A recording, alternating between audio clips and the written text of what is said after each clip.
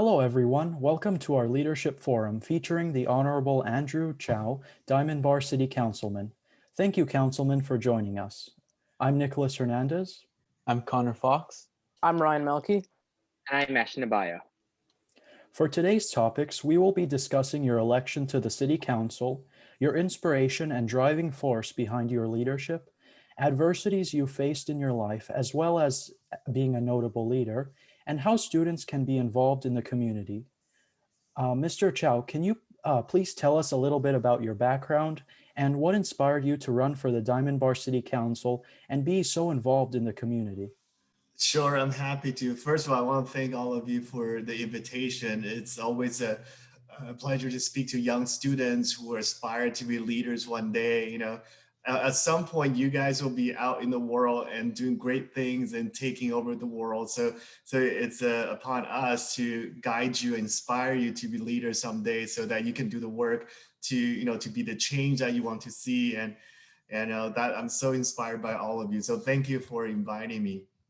So I didn't grow up in politics. I had a very, I guess you would call it, very normal upbringing. I didn't come from a long line of politicians, or our families not particularly, we're not extremely wealthy, and we're just a very normal kind of middle class family. So if I take you back a little bit, I actually wasn't even born in the US. I was born in Taiwan, and my family came when I was 12 years old. So I started, I think it was 7th grade in the US. I actually grew up in Hacienda Heights, right next door.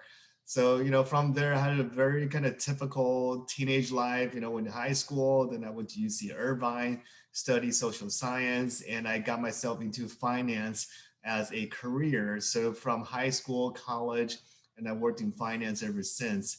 So politics actually came to me, I would say about 10 years ago. I have a family member, a cousin of mine, who actually ran for office and became a school board member in the school district that I grew up in Hacienda Heights. So, I helped him with the campaign. I was very inspired by the way he was able to kind of inspire students, inspire the community, especially young people. You hear this all the time that, young people are not engaged and not civically minded. But, what I found was that was not the case. And oftentimes they really just need a leader who will take the time, inspire them, and work with them, and kind of show them what it's like to be in public service. So back then, I saw my cousin run for school board, and the campaign was very well perceived, and he won. I think he was one of the highest and one of the youngest, highest vote getter, one of the youngest trustee ever. So from there, that kind of planted a little seed in my head that I thought, hey, at some point, one day, maybe I'll run for office. But then of course life got in the way. I got married, had a couple kids, and you had to kind of grow my career in my 20s and in my 30s. And when I turned 40 back in 2018, that's when this thing clicked in my head. I said, I'm 40 years old now. Well, what do I want to do when I grow up? Right. So at that point, I said, now is the time. It's now or never. And I made a decision back then to run for city council, and actually talked to a lot of people, my cousin included, and a lot of other city council members, elected officials who kind of were, I would say a little bit on the younger side, who maybe their first time candidates. And just much like what you're doing now, I asked them what inspired them to run. Why do they want to put themselves in this line of work? You may not know this, but we actually don't get paid a whole lot to do what we do. As a council member, it's essentially a volunteer job. We get paid a couple $100 a month just to cover our time, but it's really not something you do to make money. It's really a higher calling. So much like all the service clubs that you guys have at your school, Wanna High, a lot of it's about service, right? You don't get paid for it, but it's a sense of satisfaction and a sense of accomplishment that you're helping somebody, that you're helping your community. It's that sense of service that really inspired me, that kind of continue to drive me to do what I do today. So, so although I'm on the city council, but I still have a day job, and I got a family, I got 2 kids. So there's a lot of things to juggle. And it's one of the things that you have to truly feel like this is your calling. This is something you truly want to do, right? This cannot be something that, oh, maybe I'll try it out for a month. It may or may not work out. But I would tell people that want to run for office that really talk to your family first. Make sure this is something that you're truly passionate about. This is not something that I think anyone should take lightly because, once you're elected official, your residents, there's 57,000 people in Diamond Bar and it's about 40,000 in Walnut. Once you're elected, they count on you to do the work for the people, right? We got to attend council meetings. We had to decide on the budget. We had to, when COVID hit, we had to, make policy decisions that will help our businesses and not hurt them. And we had to continue to kind of monitor the situation, make sure not just our businesses, but also our residents are getting the resources and the help that they need. And that's why we had toy drives, we had food drives, we had donation drives. We hosted a bunch of different events even during COVID, just to make sure that our residents and our businesses are taken care of, right? And it's that sense of service to the community that really inspired me to run. I just want to be part of the community. Like I said, I'm raising my family. I have 2 kids, and I want them to grow up in community that they feel like they belong, right? They feel like they have a say in what happens. And it's not just for my own family, but it's for the 57,000 people that live in Diamond Bar. I want them to feel comfortable that if they have an issue, it could be something as minor or trivial as the light at the park is blown out, right? They need someone to go replace a light bulb. It could be something as minor as that. Or they can come to the city and say, hey, our businesses really need help. We're really struggling. We need money, right? And even to things of that nature, we can kind of budget for it. So this year we budgeted $500,000 that we just gave out to our local businesses just to help them survive, right? So things like that, from very minor things like a light bulb to kind of life-saving events like, giving money to our businesses. That's how we make a difference. And that's what I continue to do what I do, because I truly am passionate about serving my community, all 57,000 of us that live in Diamond Bar. And I think if you talk to most elected officials, they have that passion. Even though obviously I don't know all 57,000 people in Diamond Bar, obviously, but I kind of feel like I do, right? And I want them to feel like they know me. And that's why I'm active on social media. That's why I host a lot of events. That's why I'm always out and about in a community. Even as easy as go pick up dinner, I make a point to talk to the owners. I make a point to talk to the people that are eating, without bothering them too much, but just to get to know them, because I want them to feel comfortable enough that, hey, next time, if there's some guy speeding down the street, they want a stop sign put in, I want them to feel comfortable enough that they will either DM me or they'll call me, email me, something that they'll pick up the phone and just reach out to me so I can help them resolve their issues, right? So, and that's kind of really why I do what I do, and I truly do enjoy it. It's been probably the best 2 years of my life so far being on the city council. I have so much fun every day because it's different every day. And you just never know kind of what the people need and want. And, every time I get an email or I get a message pop up on my Facebook and Instagram, it's always a surprise. Like Nicholas, you contacted me the other day out of nowhere on Instagram, just DM me, right? I was like, cool, who's this, And that's how this came about. But that's exactly why I'm active on social media, because I want people to feel like they have access to me, that I'm accessible and that I'm easy to talk to. And if you need something, just reach out to me. So again, I'm really happy to be here, and I'm so glad that Nicholas, you took the initiative and the time to reach out to me on Instagram. I know it's kind of weird to DM an elected official, but I'm glad you did. I'm glad we're having this conversation. Thank you. Hello, Mr. Choi. As a member of the Diamond Bar City Council, you take your time to help out student youth clubs. For my question, I wanted to ask you is, what do you feel is a good way to motivate these students and also being a good role model to them? Thank you. By the way, it's Chou. It's Chou. Oh, Chou, sorry. That's okay. That's okay. Usually at council meetings, I've been working with my council colleagues for 2 years. They still can't get my last name right, so that's okay.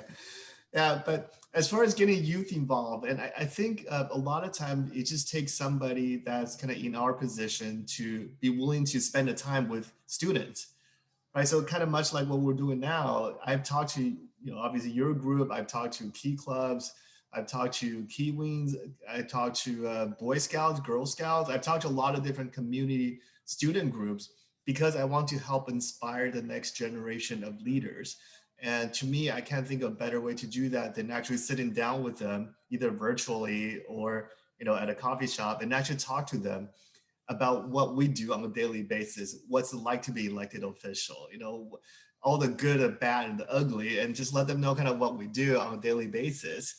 And but I think the best way to inspire students to get involved is really just get them out there and doing stuff, right? We can talk all day about the leadership. We're going to talk about what's it like to be elected official, but I think ultimately it's getting them involved, having them actually attend a council meeting, actually come talk to us, sit down at an office hour. Let's talk about an issue in the community that you care about, right? So I think truly to inspire kind of the next generation of leaders is to just spend time with them. And one of the best ways to just actually come to a council meeting. Believe me, it's nothing like what you see on TV. It's actually very boring and it's very structured. We have an agenda, we have a time limit, everything's very structured. And we say things a certain way because that's kind of how meetings are run in an official capacity. But if once we get back to normal, I would love to have your group come to our city council meeting. I'm sure you can do the same in Wanda City Council. I'm sure they'd love to have you. But that's probably the best way. It's actually getting you to a meeting, see what we do, how we do it, and ask questions, right? And continue to have access to elected officials so that you see what we do on a daily basis. And you say, maybe one day I can do that, right? So if I can, I always tell people this, if I can inspire, 10, 15 people, young people today to run for office at some point, then I feel like I've done my job, right? I would love to see younger kind of bright students with great ideas and great leadership skills, go to college, kind of be active with the student government. And once they graduate, get some life experience and come run for office. It doesn't have to be city council. It could be school board. It could be water board. It could be fire board. It could be or even vector board. There's a lot of different boards that you can run for. And these are all elected positions, right? So I truly, hope that when you graduate, once you go to college, get involved with the student government. Maybe you are now already, but continue to be involved. And once you graduate, maybe there's a path for you, get some life experience, then come run for office, be the change that you want to see. Thank you. That's a great question. So, as students forming a new organization, we will most likely face the challenge of ensuring that we combine our visions or ideas to create the desired results. So our question is, how do you keep in touch with your constituents and use your leadership role on the Diamond Bar City Council to ensure that the community and yourself are on the same page? Yeah, that's a really good question. So as I mentioned, there are 57,000 people in Diamond Bar, and as sometimes it feels like there are 57,000 different opinions. We can have to me, well, I shouldn't say that, but maybe we'll have a proposal, right, from the city government, and we'll kind of put it out there to get a feel for how the community thinks about what we're proposing. And you get 10 different opinions back within a matter of minutes, right? And that's why I'm active on social media, because for me, that's a very immediate way of getting some feedback. So for example, I don't know if you guys paid attention, but Waste Management, which is the company that picks up trash for us and for you guys, they just decided to change their schedule because a lot of their staff are quarantined due to COVID. So they just kind of announced it. Obviously the city, we don't run waste management, so we had no control over their scheduling. But that information is out there, and the city and myself shared that information, and people started providing feedback to us, like, well, why don't they do this? Do I get a discount? Why can't they do this and that? And for me, that's all great. I mean, I will never turn someone down for giving me feedback. One of the best ways for us to lead is to listen to people whose lives are impacted by the decisions that we make, right? So today, if we make a decision that, okay, we're gonna tell Waste Management to only pick up trash once a month, right? That's gonna impact everybody that live in Diamond Bar. So for me, before we make that call, I wanna make sure that I talk to my constituents and understand kind of where they're coming from, and knowing that there's gonna be some compromises. And that's one thing that I've learned along the way. And I think that's an important thing to point out, is that you always have to make compromises, right? Even whenever you have two people, even three people, you have difference in opinions, and that's okay. Difference in opinion is not a bad thing, right? Actually, as a matter of fact, all the progress that you've seen in society came from difference in opinion, right? Because if everyone agrees with each other all the time, you'll never make change, right? So anytime any sort of societal, anytime a change, systemic change happens because people disagree on certain things. And it's always a matter of, well, how do you get two sides to the table and kind of start making some compromises so you can agree on something, right? So that's probably the most important thing. And that's a skill that I'm still trying to learn, is how to come to a consensus with 4 of my colleagues. There are 5 of us on the city council. And for us to get anything done, we need at least 3 votes, right? It's majority rule. It's no different than voting for the president, no different than voting for a proposition. You need majority. So for us, it's always about, well, okay, maybe if I propose something today, maybe one person agree with me, one person disagree with me, then I need these two to kind of make a decision. So how do we come to a compromise in the middle so that we can all agree that this, first of all, I think you need to kind of operate with the fundamental belief that we all want what's best for the city, right? If you don't believe that, then it's really hard to operate. But let's say that we just have to accept that as a given, that we all want what's best for the city. It's just that our approach may be different, right? Kind of like you guys, right? You all want the best for the club. You want to grow the club. You want to have lots of service projects. You want to have lots of notable people come speak to you. So your end goal is always the same. But a lot of times it's how you get to point B from point A that differs. Right? So once you recognize that, that makes the conversation much easier, because now you're not always kind of trying to prove each other wrong. You're trying to come to a consensus. Well, how do we move us from here to here? Because this is the same, right? But how do we go from here to here? You might go this way or this way, but ultimately you want to get to the same place.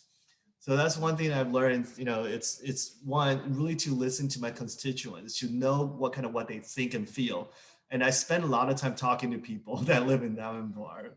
So our job as a council member by design is not meant to be a full-time job. And that's why we only get paid a couple $100 a month, right? Because they expect us to have another job that actually pays the bills. But sometimes it feels like I spend a lot of time on this stuff because I spend a lot of time talking to people about what they think about certain decisions that we make on the city council, and they'll let me know. I've had that relationship strong enough with certain people that if we make a decision, they'll let me know right away what they think about it. Right? Sometimes they agree, sometimes they don't, and if they don't agree, we just kind of try to again explain kind of this is our thought process. This is why we made that decision. And there's always room for improvement. There's always room for change. If something that, so give you a really good example. So this year, due to COVID, we realized that a lot of people are staying at home, right? And a lot of students 16 over, they may have a license already, they may be driving, but they're not able to go anywhere. So all the cars at home. So it ended up a lot of students and our residents had to park these cars on the streets. Right, so but we sweep our streets once every other week, and in the past, every time every other Wednesday, you're supposed to move your car, or you get a ticket, right? And since March, we realized that most people are at home, so we suspended the ticketing. We still sweep the streets, but we suspended the ticketing, and we did that for a whole year until now. And now we just made a decision that we want to resume kind of the citation starting January. Now, obviously, not all residents would be happy with that, right? Which is fine, and they tell us what they think, and we try to work around some of the concerns. And ultimately, our goal is to have clean streets for the city. That's what everybody wants. But how do we get there, right? So that's always the issue. Is how do you reach a consensus? And that's a skill I think will carry you really far in life. Is how to build consensus with people that may not agree with you initially. So, being a member of the Diamond Bar City Council, you are bound to deal with many situations that put a lot of pressure on yourself and your team. So, my question is, how do you deal with and plan for these situations? And how do you deal with stress and pressure or your mental psyche? That's a really good question. I know there's a lot of kind of focus on mental wellness. I know Walnut High, Diamond Bar High, and even some middle schools, they have this wellness center where students can go and speak freely, and it's a safe space for people to talk about what's on their mind. So that's a very good question. And believe me, stress doesn't get any easier as you get older, right? And as you deal with more people, as you deal with kind of real life issues, you're gonna get stressed. That just comes with life. And I think part of growing up is learning how to deal with stress. It's not about avoiding stress because that's unavoidable. You have tests, you have different things. You have parents, you have siblings that would bug you, right? So stress is unavoidable, but it's more important to learn how to deal with stress because life will throw a lot of stress at you and anxieties. So one of the things I've learned that you always have to kind of take a step back. A lot of times, things may feel personal when it happens. You know, when someone disagrees with you, it may feel really personal at the moment. But one of the things I would encourage all of you and your members to practice is what they call the pause.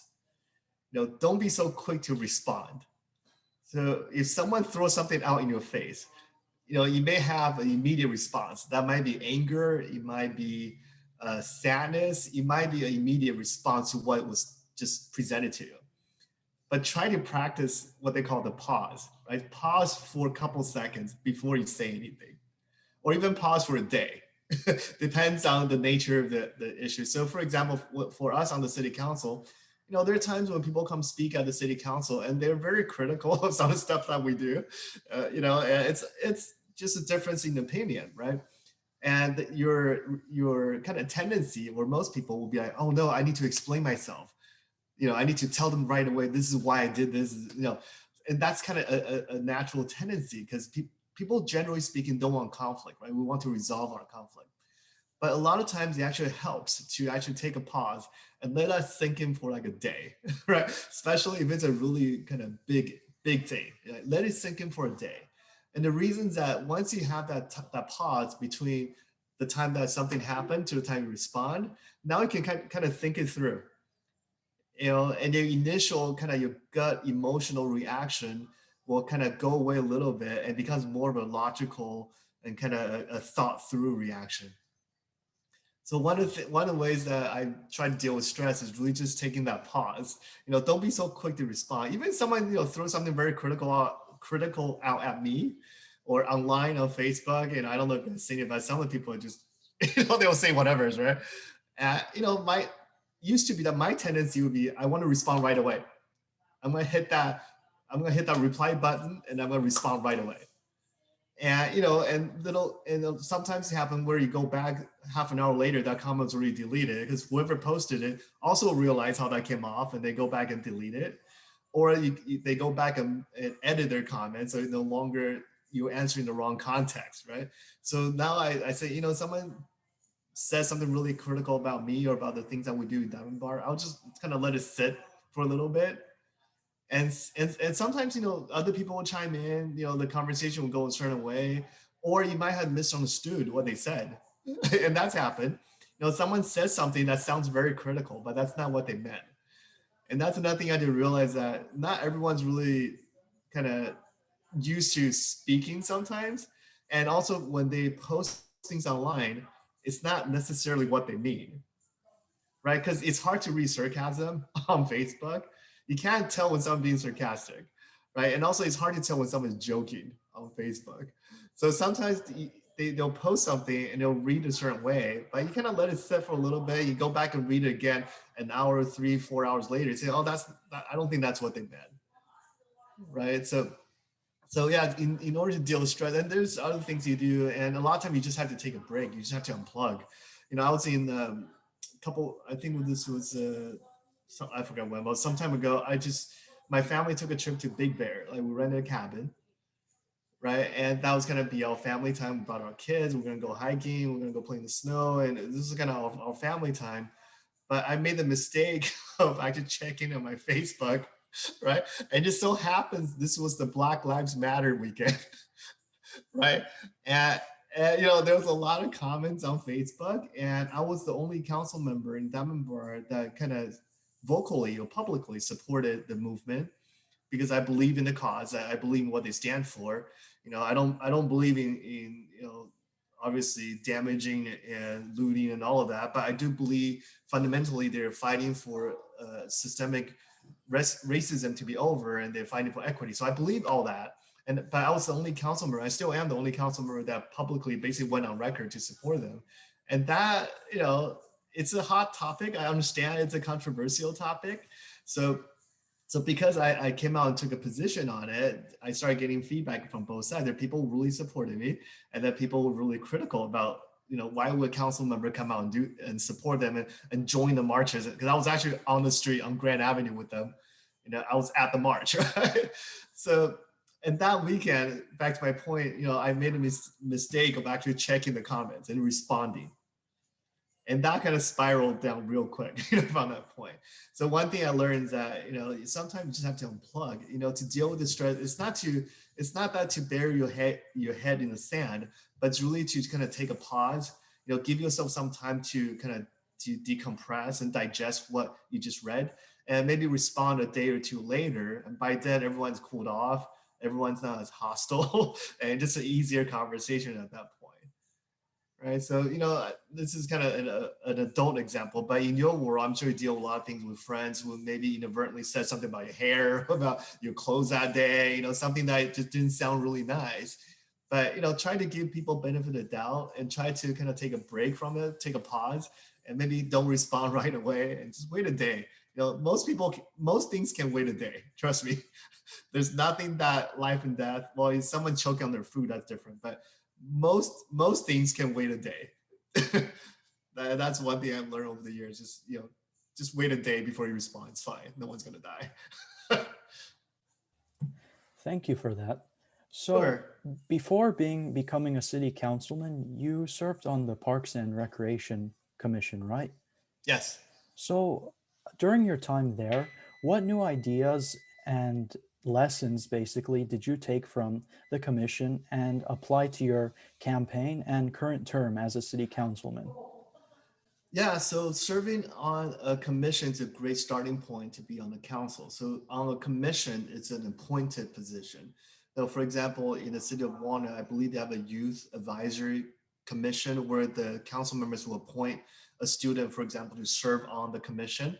So I think it's a great way to get started, get your foot in the door about how government works, get used to kind of the formality of meetings, calling a meeting to order, making a motion, seconding the motion, taking a vote, and then adjourning the motion, the meeting.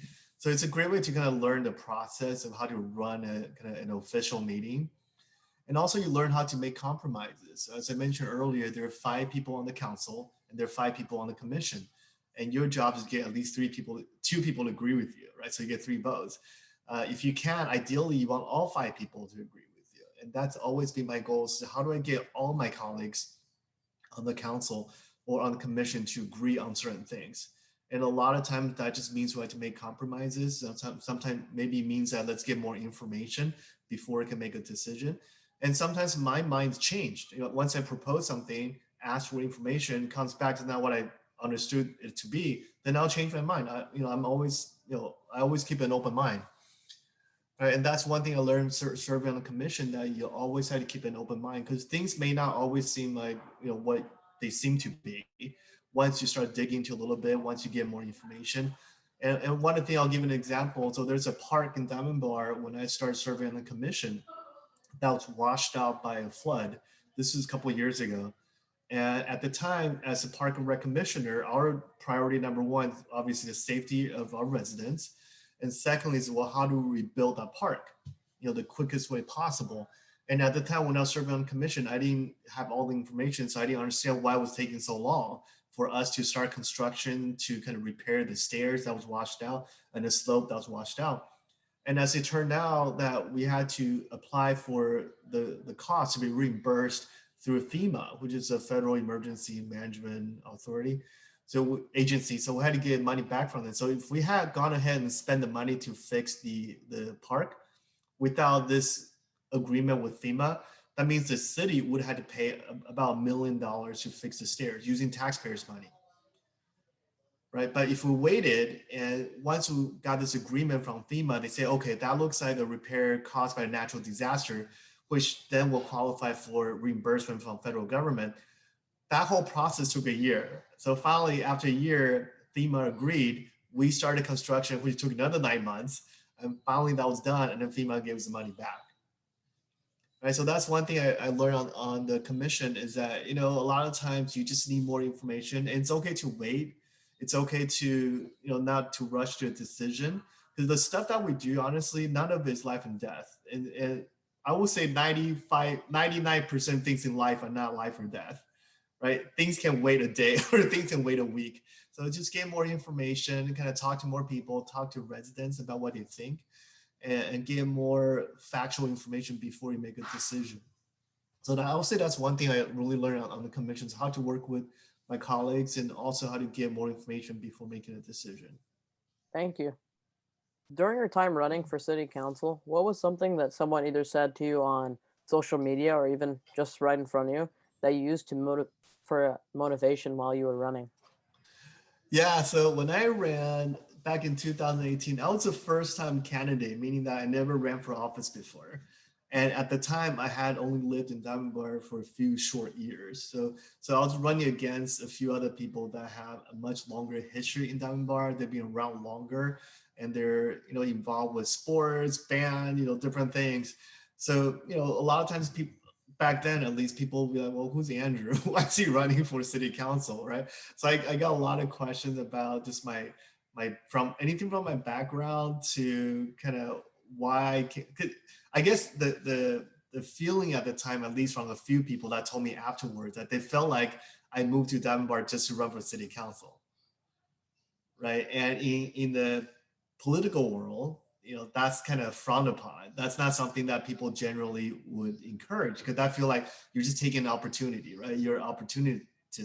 You move to somewhere because there's an opening, then you run for office, right? But to me, my that's obviously not the case with me. When I came to Diamond Bar, I never thought about running for office. That didn't happen until a couple of years after I got to the city and really got to know a lot of people, and truly felt like I could make a difference. And that's why I ran for city council.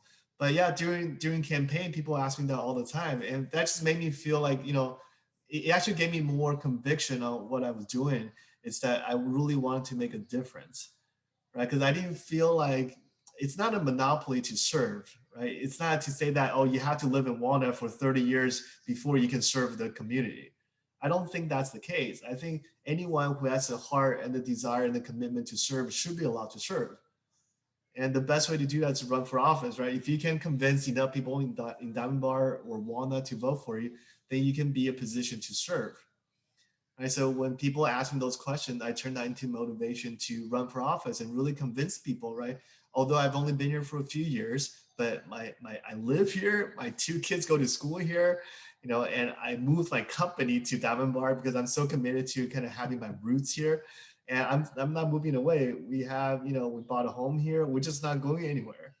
Right. So when people were kind of questioning my motivation to run for office, I turned that into a motivation to continue to run and campaign. And eventually, obviously, I was able to get enough votes to win in 2018.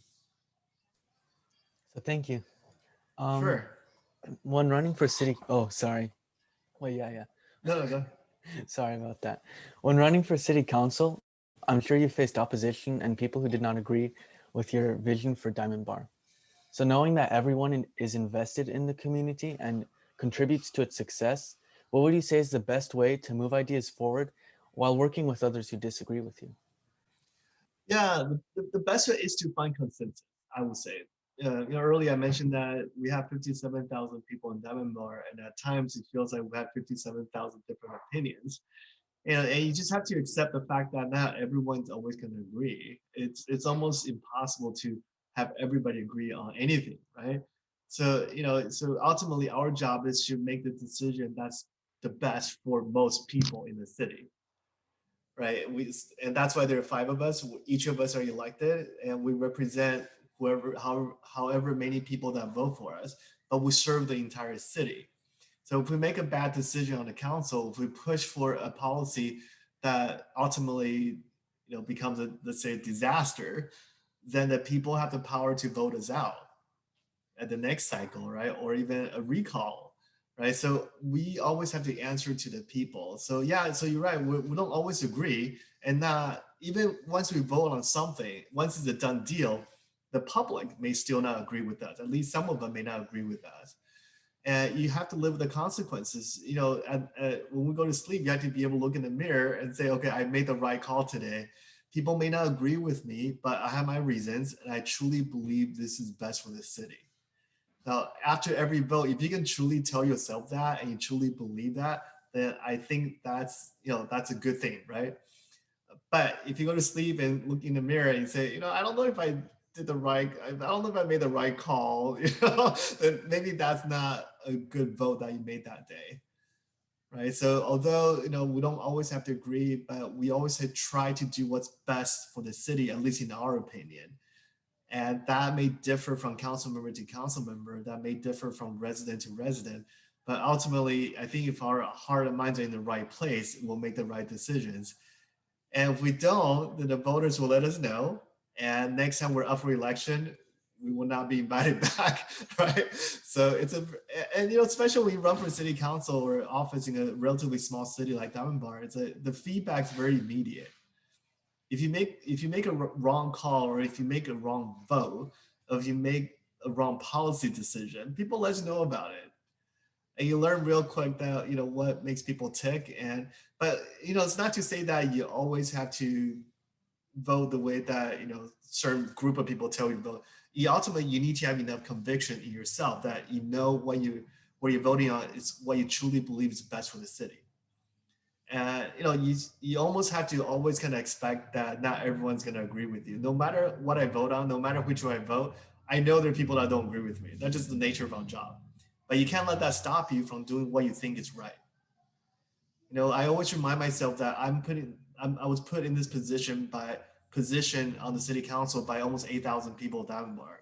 That means they believe in my vision, right? They think that I'll make the right choices and right decision for Diamond Bar. And hopefully I've done that. If I continue to not make the right decision, they'll let me know about it, and I will be back in 2 years. Right. And that's why it's important to continue this dialogue with your community, with the students, with the adults, with business owners, with teachers and students, just to kind of know what they think, so that I can continue to kind of get a good sense of how the community feels about the things that we're doing. Thank you. Thank you. While you ran for the city council, you always have to be prepared for failure.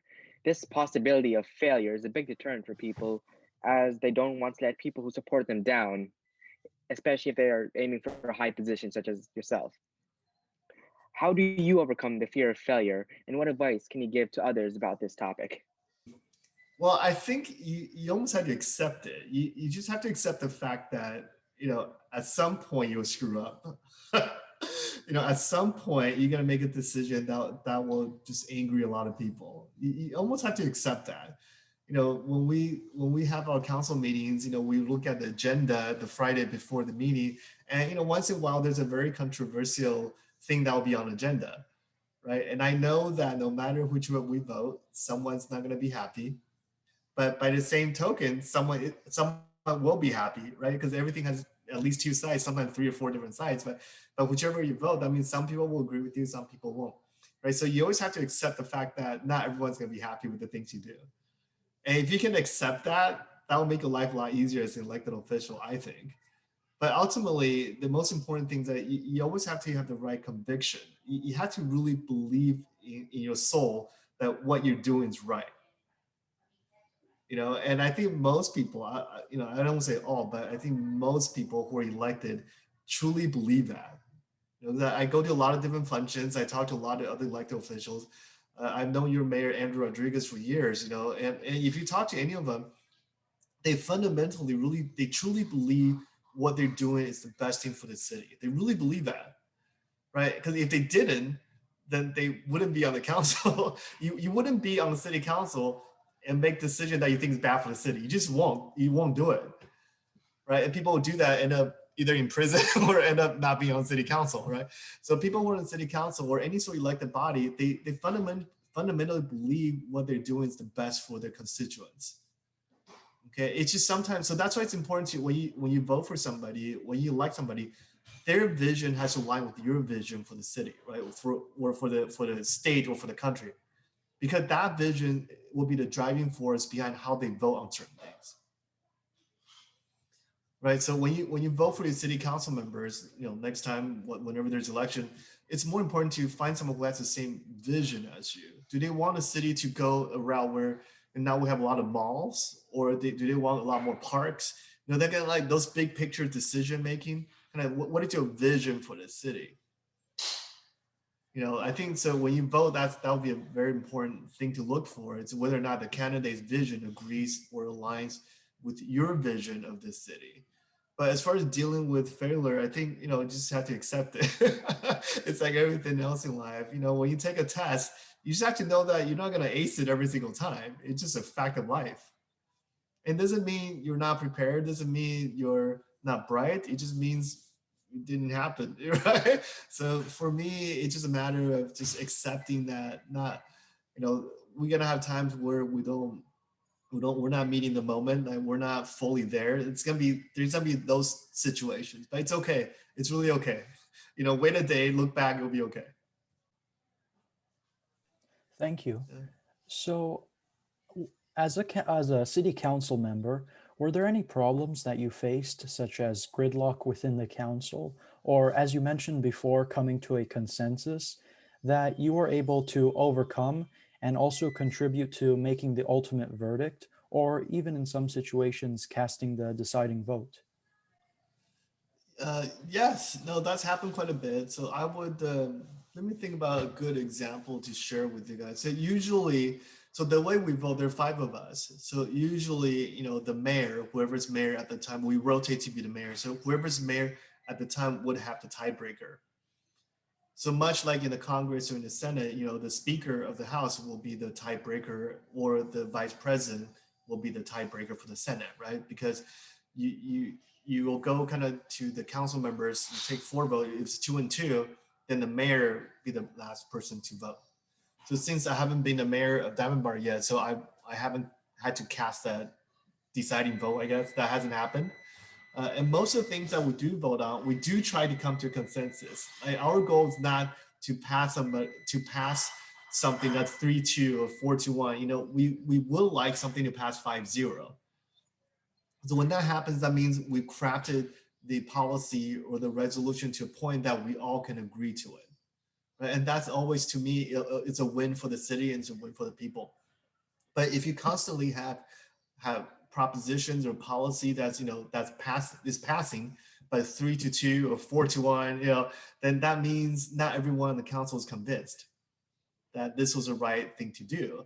And which is fine. It's happened, from time to time. But I think when that happens kind of on a regular basis, then there's something wrong in the council, right? Either there's some fundamental thing that's happening, or there's a split on the council based on ideology, not so much on what's doing the right thing. So if that happens consistently, then I think that's when the council member needs to have a really honest talk with each other, like what's going on, why don't we see eye to eye on almost everything, right? And that can happen for a variety of reasons. Like in our council, I'll give a quick example. So when the Black Lives Matter event unfolded, when George Floyd was killed, it kind of created a ripple effect in our community.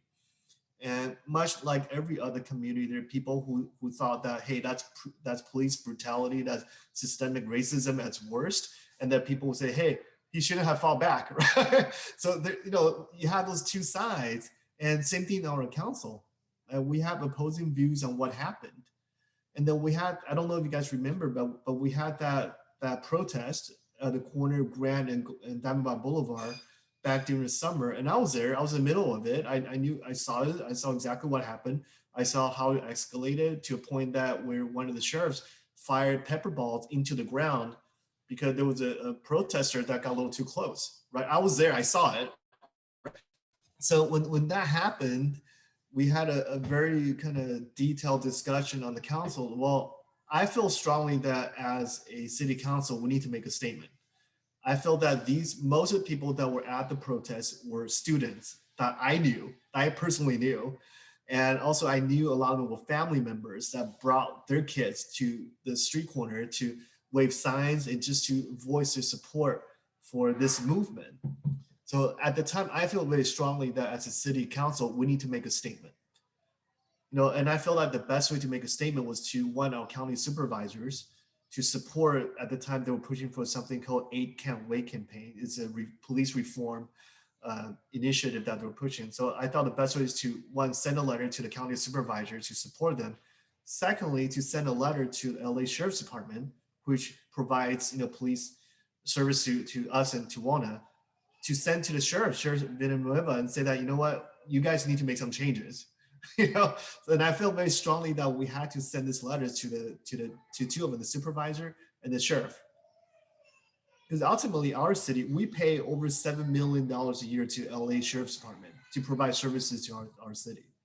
And I felt that if you're gonna shoot pepper ball on the ground in our street, in our city, you need to explain why, right? So I feel strongly about that, you know, I expressed my feelings very clearly during a council meeting, and I wanted our council to draft a resolution to support the movement and also to support the supervisors in their push for police reform, right? But some of my colleagues on the council didn't feel that way.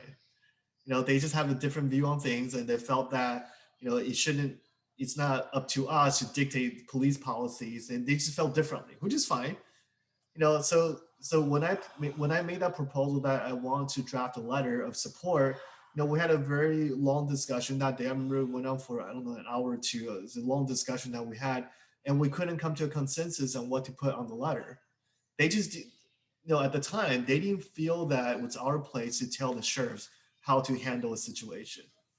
But my point was, you know, we pay them $7.5 million a year.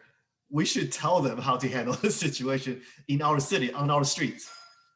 You know, if it's in Walnut, you talk to your city council, you talk to your mayor, but this happened in our street to our kids, our students, right? So I couldn't sit idle and not say something. But at the same time, I need a consensus on my council before sending this letter. So at that meeting, we had this long conversation, and we kind of toned down the letter a little bit, and we asked the staff to redraft it, and they came back with a second draft at the next meeting 2 weeks later, and finally we agree on that letter, and we'll send out on a vote 5-0. Right, so that's an example of something that we just don't agree on, but you try to come to a consensus. And I'm very proud of the fact that we went out, left City Council 5-0 on a 5-0 vote to supervisor and also to the sheriff, right? Because that shows that was a unanimous support, and that we wanted to help our residents raise this concern to the sheriff's department and to the county supervisors. Thank you. Sure. When it comes to the community, what are ways you have tried to make Diamond Bar a great place for families and also new incoming residents? To add to this question, how can we as members of the community find problems which we can fix or resolve? Well, the premise that there is a problem for you to fix. But I would say that we don't have a lot of problems. No, I mean, every city, there's always, you know, service opportunities. You know, we have many parks, trails that needs regular cleanup. Believe it or not, even in Diamond Bar, 4% of our residents live below poverty line. So there's 57,000 people, you know, 4%, that's roughly about what, 300 people. If you do, you know, average 3-4 people in a family, that's about 100 families in Diamond Bar that lives below poverty line. Like, they're in poverty and they live in Diamond Bar.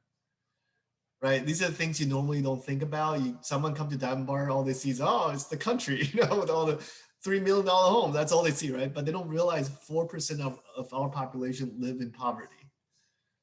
Right? And that's something that I've been trying to raise a concern as well. How do we take care of our city's most vulnerable residents? So we have pushed for programs, and we have, for example, an interest-free loan program for residents that just don't have the resources. They're just, you know, they don't have money, or they're old, or they're you know, sick. They can't take care of their homes. And, you know, Diamond Bar is a fairly strict code enforcement department. If you would drive down the street and your yard's not kept, we'll write you a ticket, right? So you know, but a lot of times it's through no fault of their own. Either they don't have the resources, they don't have the money, or they're just not healthy enough to do the yard work, right? So the city actually budgeted some money. So we have an interest-free loan specifically for our low-income families. If they can't, you know, make the fixes themselves, they can take an interest-free loan from the city, and, you know, and go hire people who can actually do the work. Yeah, so there are things like that we do, try to involve the city and try to take care of, you know, some of our more vulnerable residents. Thank you. So, while many students are invested in the success of their schools and communities, some are nervous about becoming more involved. What's your advice to those students or any members of the community who want to help out but don't know where to start? Yeah, that I actually get a lot of questions on that. I get emails all the time. Well, how can we, volunteer for the city? I think as a city, we're not a nonprofit, right? We run a city, right? There's kind of day-to-day projects, fixing the roads, the water pipes, sewer lines, and whatever. But we'll hire people to do that.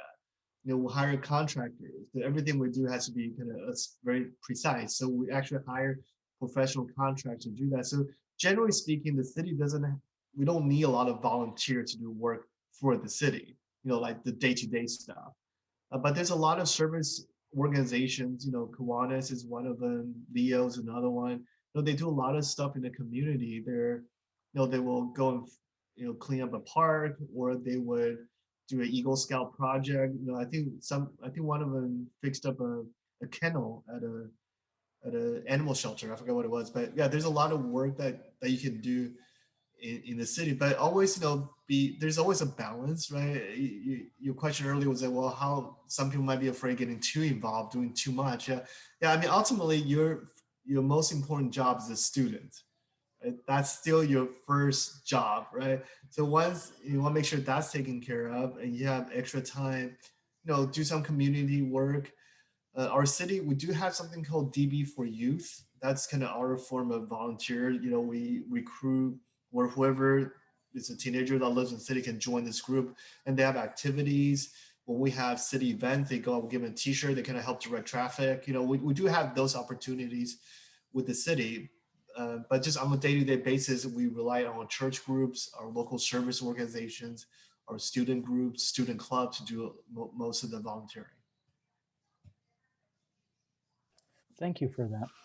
So, in terms of fundraising and community outreach, is there any advice that you would have for student organizations such as us or any other student clubs on how to make themselves known in the community and garner as much support as possible?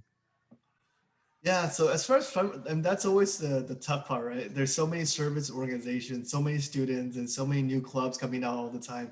So how do you stand out in the crowd? I think the most important thing is to have a vision that the community can identify, right? What is your vision? What do you hope to accomplish? So, for example, if you have, a Leo's club, let's say